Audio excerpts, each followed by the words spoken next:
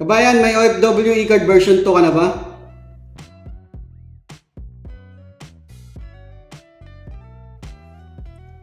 Yo, what's up mga kabayan? Welcome back sa aking channel, OFW Nonoy. Balang sunod ko pong i-share video mga kabayan kung paano makakuha ng OFW e-card or OWA e-card version 2 online. Wala pa pong online mga kabayan, bali kala-launch lang pa lang kasi nung nakaraang linggo sa NAIA Terminal 1 OFW Lounge. Yan, kasama si OWA Chief Arnel Ignacio. Maraming salamat po sa inyo, sir.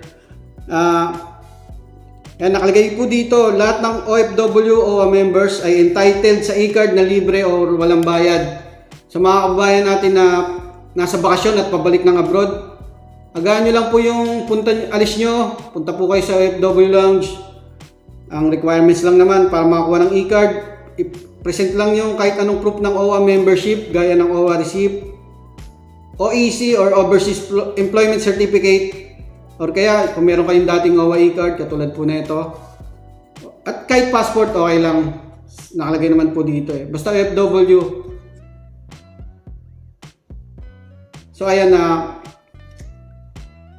kung wala pa po kayong OWA e-card, meron naman OWA mobile app, naka-integrate naman po dyan yung digital card natin. Buksan nyo lang yung OWA app nyo.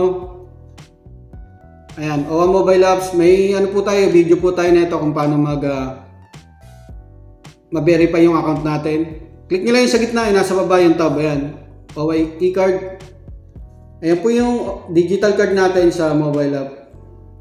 Panoorin po natin yung clip ng OWA tungkol po sa OWA e-card yung nilaunch sa NAIA Terminal 1.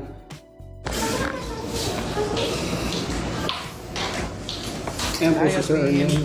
Ayan po yung papasok sa OFW Lounge. Ayan, sa mga hindi pa po nakakapunta, bisita lang po kayo mga kabayan. Ayan, maraming tao na.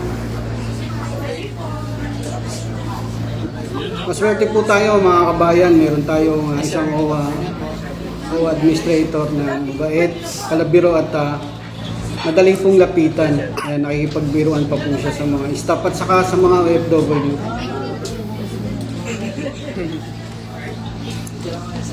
Niloloko niya yung isang nagpapakuha ng yung kinukuha na kinakaptura ng ID.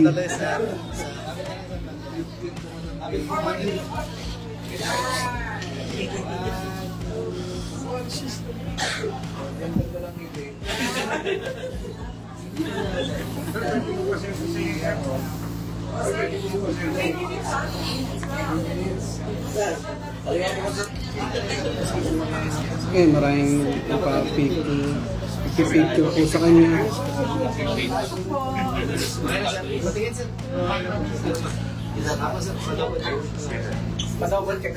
Dahil magand viewers.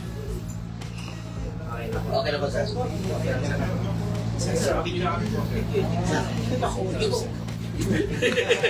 Ayan, nahiya tuloy. Nahiya tuloy siya. Binibidyoan niya rin yung kaganapan dyan sa pagkuha ng OWA e-card. Ayan. OWA e-card. Ayan si kabayan. Yung niloloko niya kanina, binibiro niya. Welcome to my channel. Ayan yung mga OWA staff. Ayan, makukuha po kagad natin yung ID natin mga kabayan pagka once na na-process na. Ay, pasok. 5 minutes lang daw po eh.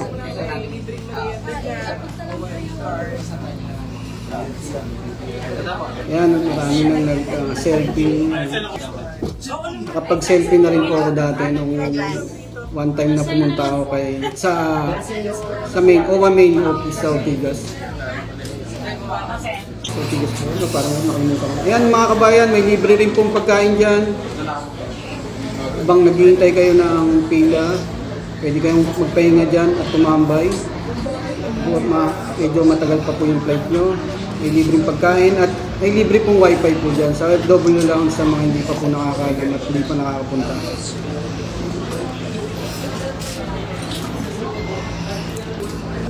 Ayun lang po mga kabayan. Ay, nag-ano pala.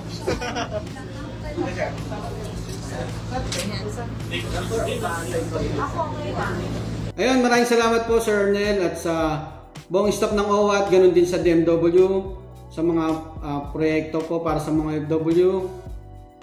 Mga kabayan, pakipollow na lang ng FB page ng OWA at ng DMW. Marami po kayong makukuha mga impormasyon dyan. Isama nyo na rin yung FB page at YouTube channel ko. Pakipollow at subscribe na lang po. Maraming salamat.